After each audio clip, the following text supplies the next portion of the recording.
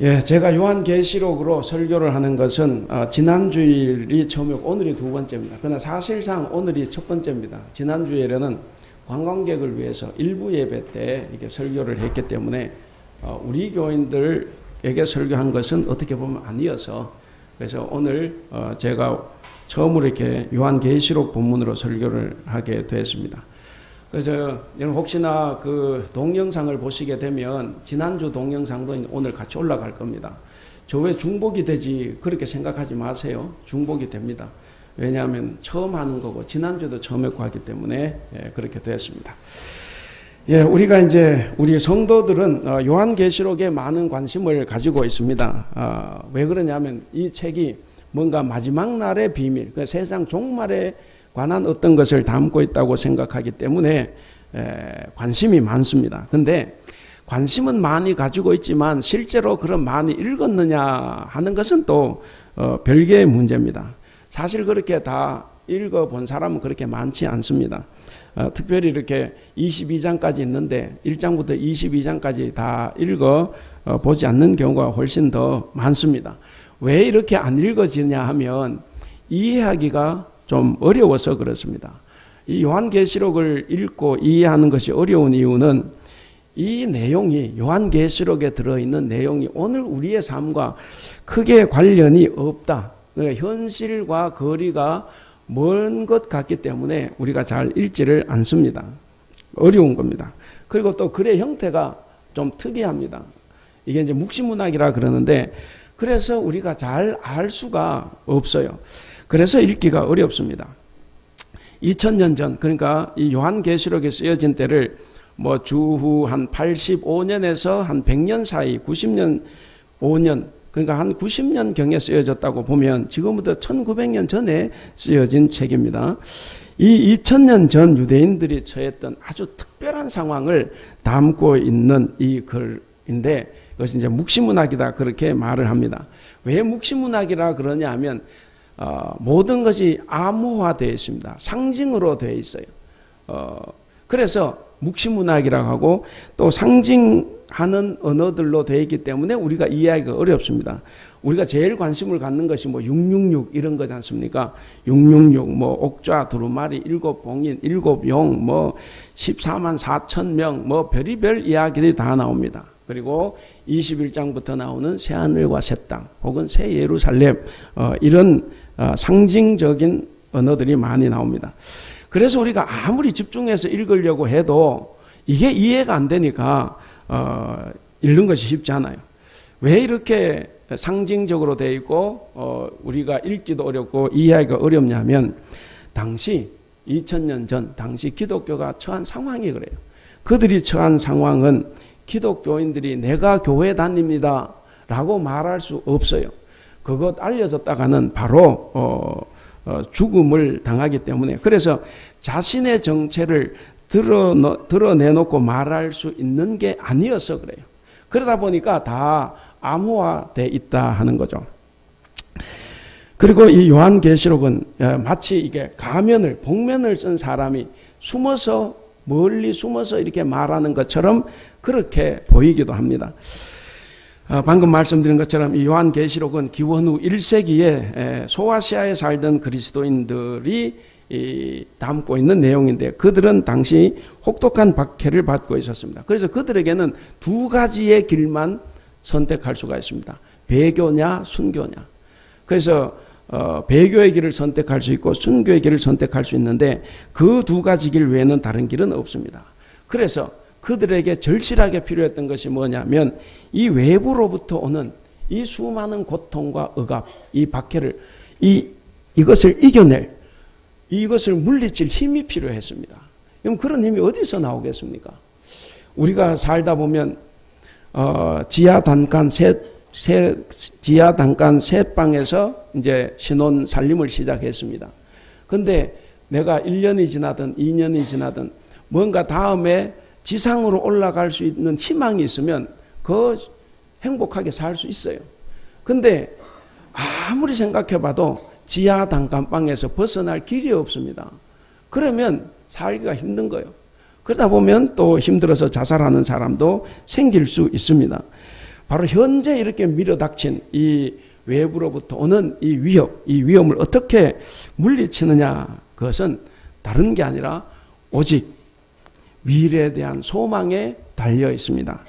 그래서 이 요한계시록의 궁극적인 메시지는 뭐냐면, 하나님께서 현재의 너희가 당하고 있는 모든 고난과 환난을 이기게 하시고 다음에 반드시 승리하게 해주신다라고 하는 이 메시지를 담고 있습니다. 이 미래에 대한 소망을 담고 있습니다. 따라서 이 요한계시록은 현재는 하나님을 무시하고 그리고 이 그리스도인들을 잡아서 박해하고 죽이는 자들, 이런 자들에게 힘이 있는 것처럼 보이지만, 그러나 결국에는 예수 그리스도와 교회가 승리한다는 그 메시지를 우리에게 당시 요한 공동체에게 전해주고 있는 것입니다. 그래서 이 역사의 주권자는 누구냐? 요한계시록에서 말한 역사의 주권자는 세상의 통치자가 아니다 하는 겁니다. 지금 우리를 박해하고 죽이는 저 사람들이 아니라 바로 하나님이라고 하는 이 의식이 짙게 깔려 있습니다. 요한계시록을 묵시문학이라고 합니다. 묵시문학인데 편지 형식으로 기록이 되어가 있어요. 편지 형식으로 기록이 되어 있는데 그것을 또 예언의 말씀이라고 합니다. 하여간 복잡해요, 이 요한계시록은. 근데 요한은 자기 자신의 이 글을 예언의 말씀이다라고 요한계시록 안에서 여러 번 말을 하고 있습니다. 예언이 뭡니까? 우리 이제 많이 알아서 들어서 여러분 아시겠지만, 예언은 미래를 미리 말해주는 게 아니에요. 우린 자꾸 예언이라고 하면 그렇게 생각을 하지 않습니까? 미래를 미리 말하는 그 예언이 아니라 환난에 빠진 공동체에게 하나님의 뜻을 전해서 그 공동체를 위로하고 격려하는 그 예언입니다. 여기 보시면 우리가 이제 예언 그러면 이제 미리 예자를 써서 예언으로 우리가 알지 않습니까? 근데 요한계시록에 나오는 예언도 저 예언이 아니에요. 미리 예자를 쓰는 예언이 아닙니다. 아래에 쌓아둘 예자를 씁니다. 성경에는 미래를 말한 예언도 들어 나옵니다. 그러나 우리가 말할 때 예언자, 구약성 예언자, 예언한다.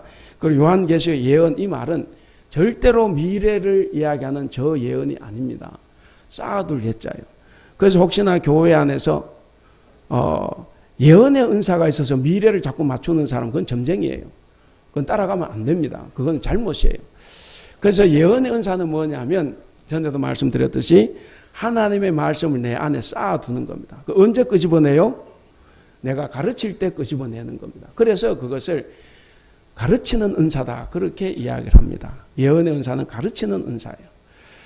예언자들도 하나님께서 주신 말씀을 자기 안에 쌓아놨지 않습니까? 쌓아놓고 언제 끄집어내요? 필요한 곳에 끄집어내는 겁니다. 그래서 심판을 선언하기도 하고 회개를 촉구하기도 합니다. 요한도 마찬가지예요.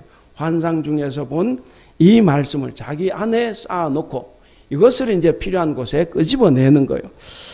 이 의미에서 예언이다 하는 것을 우리가 꼭 알아야 됩니다. 그러면 이 책의 주된 관심은 미래입니까? 현재입니까? 항상 말씀을 드립니다. 현재예요. 미래에 있는 것이 아닙니다. 미래를 미리 보여주는 말씀이 아니라 하나님의 말씀으로 지금 현재 핍박받고 고난받고 있는 성도들을 위로 격려하는 의미가 있습니다. 이 요한계시록의 기록 목적은 1장 3절에 잘 나타나 있습니다. 1장 3절을 한번 띄워주실래요? 우리가 1장 3절 말씀 다 같이 읽겠습니다. 시작. 이 예언의 말씀을 읽는 자와 듣는 자와 그 가운데에 기록한 것을 지키는 자는 복이 있나니 때가 가까움이라. 자, 여기에 이 예언, 여기 예언 아까 말씀드렸습니다. 이거 미리 예자 아니에요.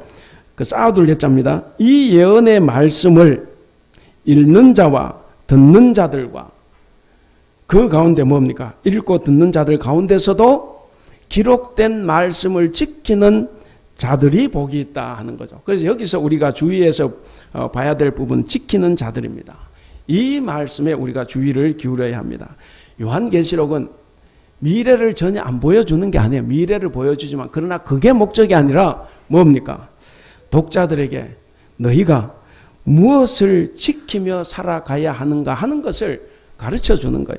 다시 말씀드려서 무언가를 지키게 하는데 목적이 있다 하는 겁니다. 그리고 그것을 지키는 자가 복이 있어요. 이것 때문에 요한계시록은 기독교 공동체가 말씀을 듣고 그 들은 말씀을 지켜서 이기는 자가 될 것을 요청하고 있습니다. 그러기 위해서 인내하고 믿음을 가질 것을 권면하고 있습니다. 그 요한계시록 우리가 요한묵시록이다 이렇게도 말하죠. 그래서 이 계시는 헬라말로 아포칼립스라고 하는데 이것은 이제 아포라는 말과 칼립스라는 말이 합쳐졌습니다. 아포는 걷어낸다라는 뜻이 있고 칼립스는 숨는다 혹은 감춘다 이런 뜻이 있습니다. 그러니까 뭡니까? 아포칼립스는 숨은 것을 감춘 것을 걷어낸다 하는 거죠. 드러낸다 하는 거예요. 그래서 이 계시란 말은 숨겨진 뭔가를 드러낸다라는 뜻입니다. 그래서 비밀을 폭로한다, 감추인 것을 공개한다 이런 뜻이 바로 이 계시입니다. 그리고 이 계시란 말을 묵시란 말로도 번역을 합니다. 자, 그러면 이제 이 요한계시록 그럼 감추인 것을 드러낸다고 했는데 도대체 요한은 어떤 것이 감추어져 있고 그 감추인 것을 어떻게 드러낸다는 건가? 이건 이제 우리가 알아봐야 될 부분입니다. 그래서 이 요한계시록은 감추인 것, 그 덮개를 벗겨서 그 내용을 드러내 보여주는 책입니다. 자, 그래서 과연 요한은 이 요한계시록을 통해서 우리에게 무엇을 보여주려고 하는 걸까 하는 거죠. 1장 1절에 보시면 그런 말을 했습니다.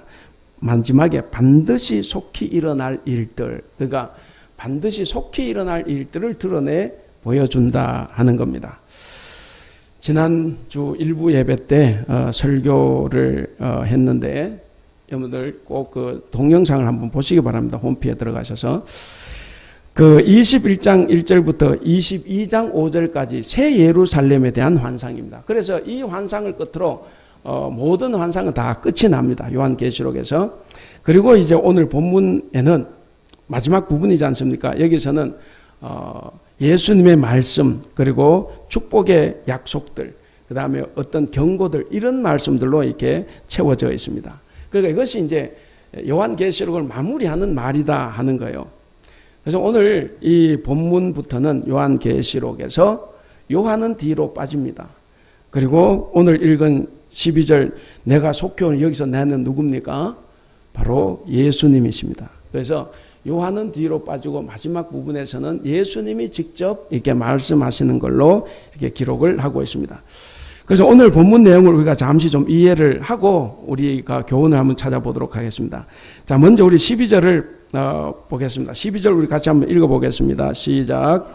보라 내가 속히 오리니 내가 줄 상이 내게 있어 각 사람에게 그가 행한 대로 갚아주리라. 자, 거기에 보면 첫 문장 보라 내가 속히 오리니 그랬습니다.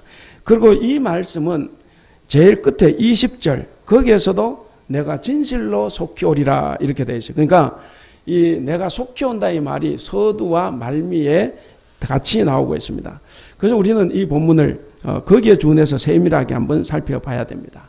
여러분 묵시문학에서 내가 속히 오리라 예수님께서 속히 오신다 이 말은 무슨 말이냐면 박해를 받는 이들에게 희망을 확신을 주는 기능을 합니다. 내가 힘들 때 우리 엄마 아빠를 기다리는데 어느 날 전화 와서 얘야 아빠가 곧 간다 이러면 어떻습니까? 그거 이제 마음이 놓이지 않습니까? 그래서 그 박해 현장에서 확신을 주는 기능을 하는데 바로 그거예요. 이 시기는 로마의 도미시안 황제의 치하입니다. 이 도미시안 황제가 최고의 그 핍박을 가한 황제죠. 이 도미시안에게 박해로 고통을 당하고 있던 이 사람들에게 내가 속히 가겠다. 이 약속은 정말 그들에게는 더할 수 없는 희망이 되는 말씀입니다. 그래서 오늘 이런 배경하에 있는 오늘 본문은 기독교 신앙의 핵심이 뭔가 하는 것을 보여주고 있습니다. 오늘 우리에게 전달해 주는 것은 바로 그거예요. 기독교 신앙의 핵심이 뭐냐 하는 겁니다. 우리가 이것을 여기서 알면 우리는 요한계시록을 읽어도 괜찮은데 이것을 파악하지 못하면 요한계시록은 우리와 아무 관련이 없는 책입니다. 핵심 신앙은 뭡니까? 내가 속히 오리라. 뭐요? 두 글자. 재림입니다. 예. 오늘 본문 22장은 요한계시록의 마지막 장입니다. 요한계시록의 마지막 장이면 신약 성경의 마지막 장이에요. 신약 성경의 마지막 장이면 구약 신약 성경의 마지막 장입니다. 그래서 이 신구약 성경 전체를 통해서 마지막으로 주시는 말씀이 뭐냐? 내가 속히 오리라 하는 그 말씀입니다. 바로 초기 교회, 과거 초기 교회가 전파했던 복음의 내용의 핵심이 뭐냐면 예수 그리스도의 죽음, 부활, 그리고 재림입니다. 근데 이 부활과 죽음과 부활 그리고 재림을 이렇게 보면 예수님의 죽음과 부활은 지금도 우리가 많이 되뇌이고 지키고 그렇게 살려고 합니다. 그런데 이 재림은 비중이 점점 약화가 됐어요. 약화됐고 그리고 세월이 흐를수록 우리에게 의심도 일어납니다. 아니 2000년 전에 속히 오신다고 한 분이 아직도 안 왔어요. 그럼 2000년이 더 갈 수도 있어요. 그러니까 그걸 어떻게 믿냐?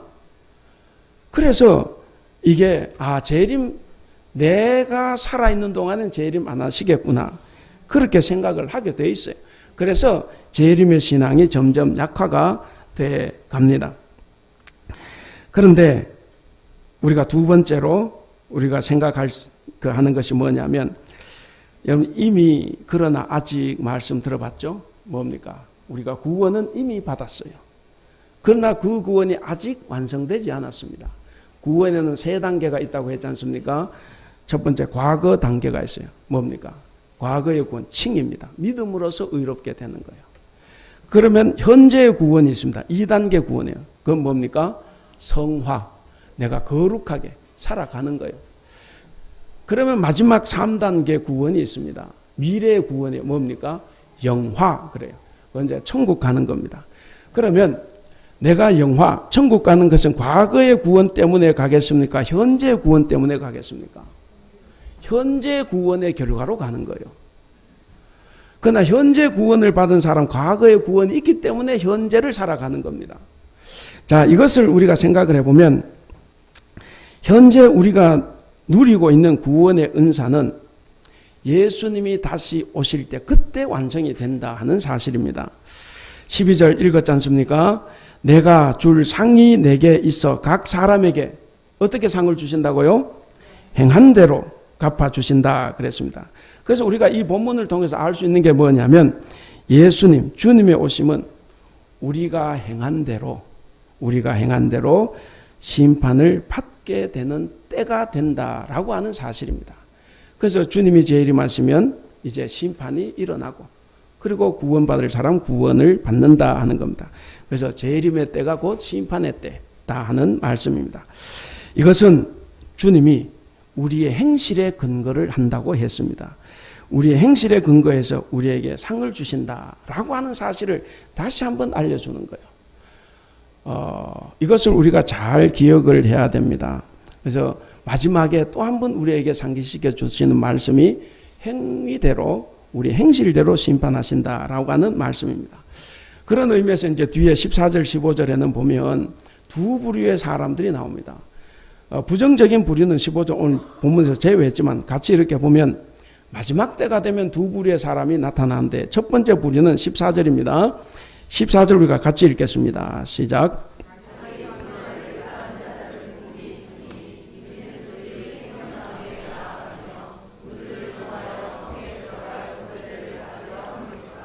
예. 자, 거기 보면 한 부류는 자신의 두루마리를 어린 양의 피로 빠는 사람이에요. 성경에서 옷은 행실입니다. 예복을 입은 자가 들어온다 그러는데 예수님 비유하는 행실입니다. 자, 자기 두루마리를 빨고 성령의 인도하심을 받아서 성 안에 들어가는 사람이에요. 그럼 두 번째 부류는 또 다른 부류는 15절입니다. 15절을 보면 개들과 점술가들과 음행하는 자들과 살인자들과 우상숭배자들과 및 거짓말을 좋아하며 지어내는 자는 다 성 밖에 있으리라 그랬습니다. 그러니까 오늘 본문은 아니지만 이 또 한 부류는 누구냐면 자기가 죄가 있어도 회개하지 않고 거짓을 좋아해서 거짓말을 만들어내는 이런 사람들은 다 성 밖에 머문다, 그렇게 이야기를 합니다. 그러니까 두 부류는 어떻습니까? 한 부류는 자신의 선한 행실 때문에 복을 받는 사람이 있고, 또 한 부류는 자신들의 악한 짓, 거짓된 언행 때문에 저주를 받는 부류가 있다 하는 것입니다. 이런 예수님이 자신을 뭐라고 표현을 하느냐 하면, 우리가 13절 같이 한번 읽어볼까요? 이번 13절 같이 읽겠습니다. 시작. 나는 알파와 오메가요, 처음과 마지막이요, 시작과 마침이라. 예, 예수님께서 자신을 그렇게 말했습니다. 알파와 오메가, 처음과 마지막, 시작과 마침. 알파와 오메가 뭡니까? 헬라어의 첫 글자고 마지막 글자입니다. 우리말로 하면 나는 기읍이고 히읗이다, 이 말입니다. 그러니까 이 알파와 오메가, 처음과 마지막, 시작과 마침, 이 말이 뭐겠습니까?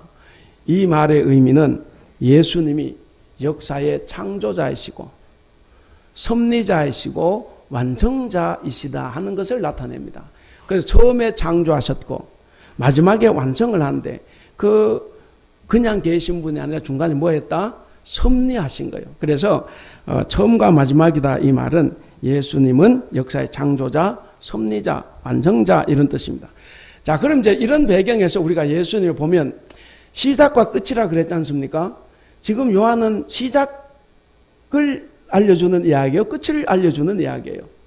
끝을 알려주는 이야기예요. 그러니까 이 세상을 심판하기 위해서 지금 예수님이 역사의 끝에 서 계신다라는 의미를 여기서 담고 있습니다. 그래서 이제 이게 좀 심각하죠. 이게 곧 이제 종말이 다가온다, 이제 그런 의미로 이해할 수가 있습니다. 자, 17절을 보시면 이게 두 부류를 이야기하시고 난 다음에 그래서 우리에게 뭔가 하는 거, 우리 초청하는 말씀입니다. 자, 어떤 초청의 내용인가 17절 같이 읽어보겠습니다. 시작. 성령과 신부가 말씀하시기를 오라 하시는도다. 듣는 자도 오라 할 것이요, 목마른 자도 올 것이요, 또 원하는 자는 값 없이 생명수를 받으라 하시더라. 예, 바로 이 말씀은 오라, 초청하는 거예요. 알아야 되지 않습니까? 아까 뭐라고 했습니까? 이 1장 3절에 지키는 자. 그래서 듣고 읽고 듣는 것만이 아니라 그 사람 중에 지키는 자가 복이 있는 거예요. 그래서 지키도록 만들려고 하면 다시 불러서 교육을 해야 되지 않습니까? 그래서 초청을 하는 거예요. 그런데 이 표현은 우리가 이사야 55장 1절에서 봤던 내용입니다. 이사야 55장 1절에 보면 목마른 자들아 물로 나오라, 돈 없는 자도 오라. 너희는 와서 사 먹되 돈 없이 값 없이 와서 포도주와 젖을 사라, 이렇게 이야기를 합니다. 돈 받고 주는 게 아니다 하는 거예요. 뭡니까? 구원은 하나님께서 우리에게 선물로 그냥 주시는 거예요. 그래서 우리가 돈이 없어도 그 앞에 갈 수 있습니다. 그러니까 누가 와야 됩니까? 바로 말씀을 듣고 싶어 하는 사람, 말씀 듣는 것을 갈구하는 사람, 목마른 사람, 구원이 뭔지, 진정한 생명, 영생이 뭔가를 알아보고 싶은 사람, 이런 사람들은 오라는 거예요. 이런 방학 중에 성경 공부할 때 오세요. 와서 알아야 되지. 자리는 마련하는데 안 와요. 우리가 구원받는데 지장이 생길 수 있습니다. 요한복음에도 유사한 표현이 나옵니다. 요한복음 7장 37절에 보면 누구든지 목마르거든 내게로 와서 마셔라. 그리고 요한계시록 21장 6절에도 비슷한 표현이 나옵니다. 내가 생명수 샘물로 목마른 자에게 값 없이 주리라 그랬습니다. 값 없이 주는 거예요. 구원은 우리의 공로가 아닙니다. 하나님의 은혜예요. 우리가 돈 가지고 산 게 아니에요. 우리가 시간을 들여서 투자해서 얻은 게 아닙니다. 그래서 우리는 자랑할 수 없어요. 하나님의 선물입니다. 구원은 오직 하나님에게서만 오는 것입니다. 자, 그리고 이렇게 이제 초청을 했습니다. 그러면서 예수님께서 20절을 보시면 이렇게 오라고 요청도 하셨는데 예수님께서도 뭔가를 또 약속을 해 주세요. 오라고 하면서 우리에게 뭐라고 약속하셨는지 20절 같이 읽겠습니다. 20절 시작. 이것들을 증언하시니가 이르시되 내가 진실로 속히 오리라 하시거늘 아멘 주 예수여 오시옵소서. 우리는 이야기할 때 아멘 주 예수여 어서 오시옵소서 있는데 어서는 없어요. 자, 속히 오리라는 약속을 해 주셨습니다. 그렇죠? 속히 오리라. 지금 살아가는 게 대단히 고단한 사람들이에요. 정말 잡히면 죽는 그런 사람입니다. 그런 사람들에게 내가 속히 오리라 이 약속을 하셨고, 그리고 속히 오리라는 약속을 들은 사람들은 뭐라고 화답을 합니까? 아멘 주 예수여 오시옵소서. 이것은 이제 바울이 항상 이렇게 축복했는데, 저는 여기서도 21절에 보시면 바울식 인사가 마지막으로 나옵니다. 21절 같이 읽어볼까요? 시작. 주 예수의 은혜가 모든 자들에게 있을지어다. 예. 자, 이제 우리가 내용을 잠시 한번 살펴봤습니다. 이 내용을 살펴보니까 여기에서 키워드는 뭡니까? 핵심이 되는 단어는 뭡니까? 처음과 끝에 나왔죠. 12절에 속히 오겠다. 20절에 속히 오겠다. 그러니까 예수님의 다시 오심, 곧 재림입니다. 그래서 재림을 지금 우리에게 말해주고 있습니다. 사랑하는 성도 여러분, 오늘이 부활절 7번째 주일이고 부활절 마지막 주일입니다.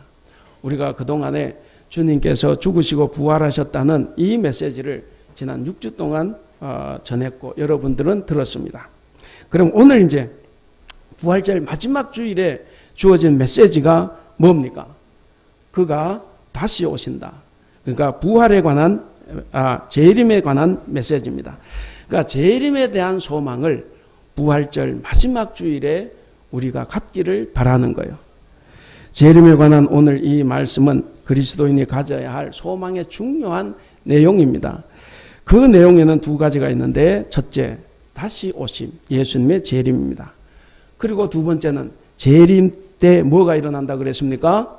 심판이 일어나요. 심판. 그 심판은 뭡니까? 우리의 구원을 완성하는 날이에요. 그래서 예수님이 재림하시고 그리고 우리의 구원을 완성하는 날, 이것이 이제 재림의 그리스도인이 가져야 할 중요한 소망의 내용입니다.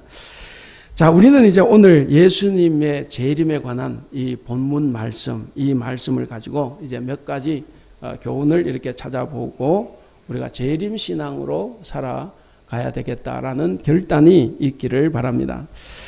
자, 우리가 읽었지만 20절을 다시 한번 보시면 거기에 중요한 말씀 뭐라 그랬습니까? 예수님이 다시 오신다라는 거죠. 예수님께서 다시 오신다라고 약속을 하셨습니다. 그리고 그 말씀을 들었던 사람들은 뭐라고 화답을 했습니까? 오십시오. 이렇게 이제 화답을 했습니다. 바로 이것이 재림신앙입니다. 오신다고 하고 오십시오 하는 것. 이것이 재림신앙입니다. 이 재림신앙은 그러니까 기독교 초기부터 있었던 신앙이고 특별히 초기 기독교인들에게는 대단히 중요했던 신앙의 내용입니다. 사도행전 1장에 보시면 예수님께서 승천하시는 장면이 나옵니다. 그 승천하실 때 사람들이 수백 명이 모여 있었는데 승천하시고 천사가 뭐라고 했습니까? 거기 보시면 너희가 본 그대로 예수님이 구름 타고 올라가셨다. 근데 구름 타고 올라가시는 것을 본 그대로 다시 온다. 이렇게 말을 했습니다. 그래서 하늘로 올라가신 그 모습대로 오신다. 그렇게 이야기를 했습니다. 그리고 또 바울은 중요한 한 단어를 말했습니다.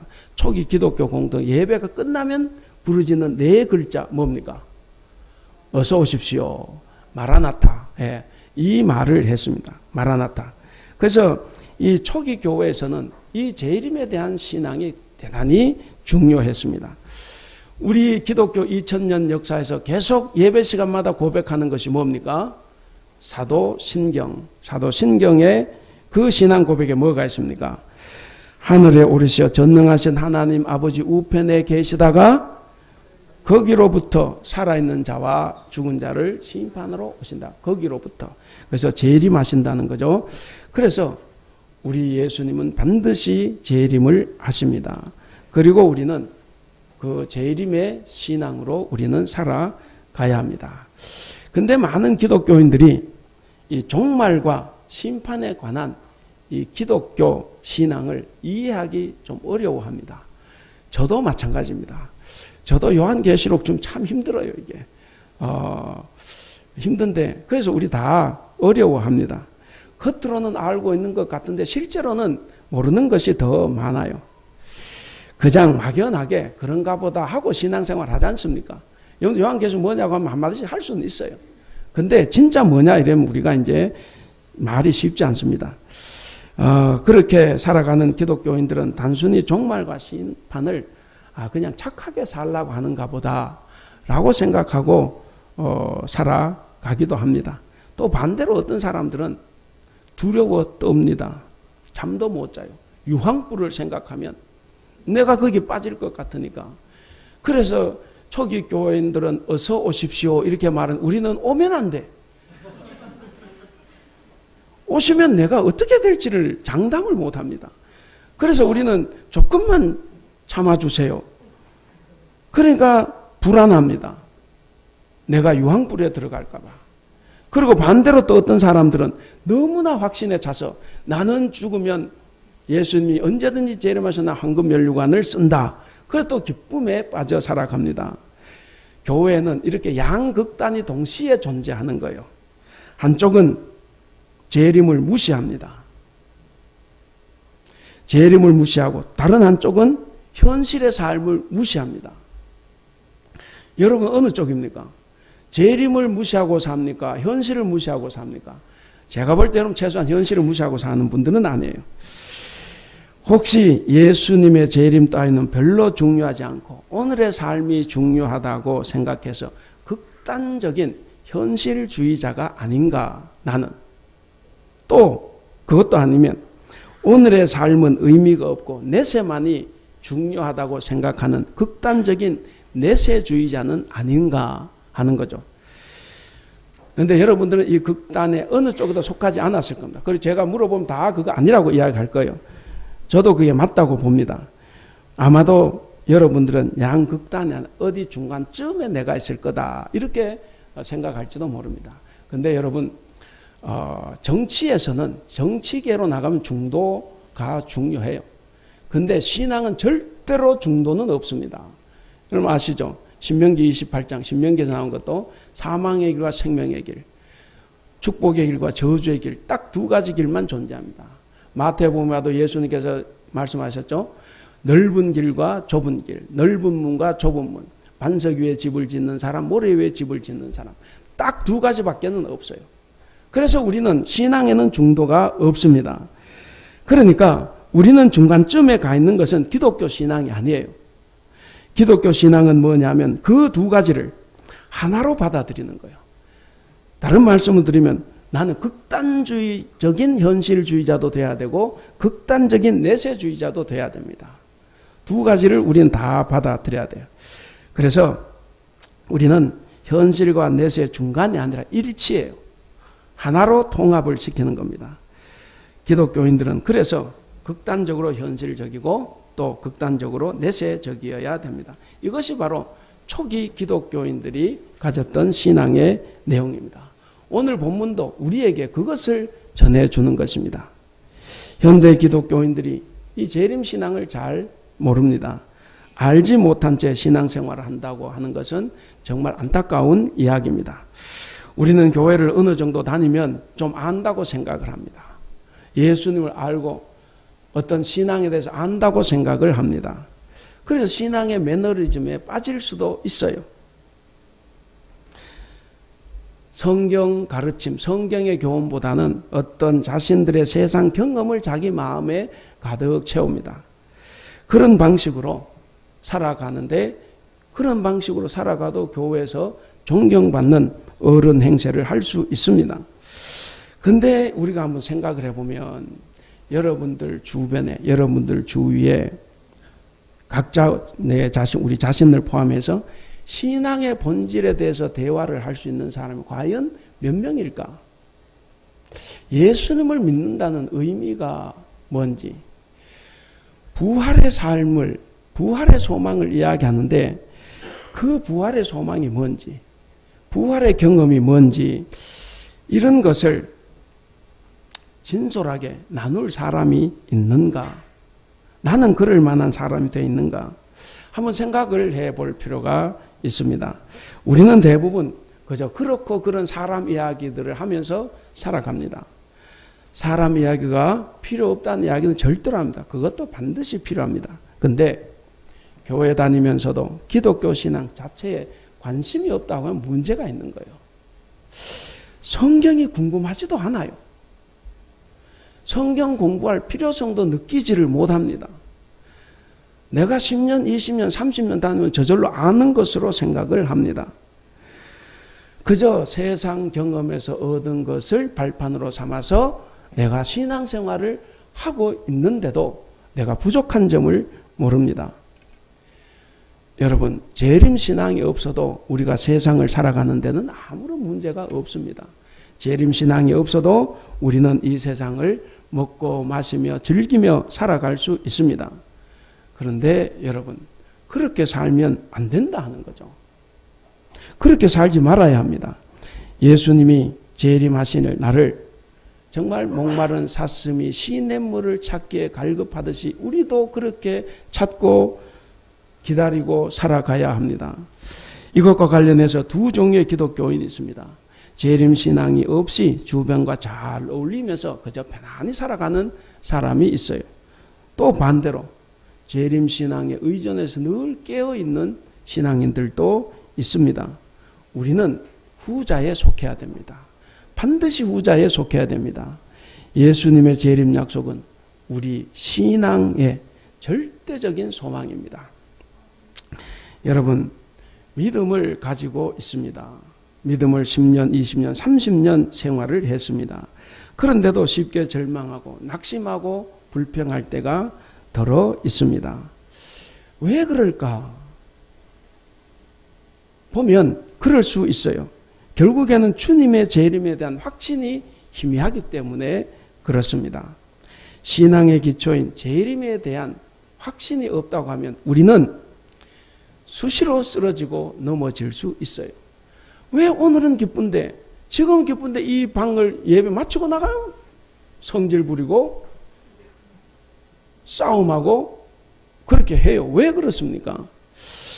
우리의 신앙이 재림에 대한 이 신앙의 기초가 세워져 있지 않으면 우리는 악천후가 오면 곧잘 넘어지고 맙니다.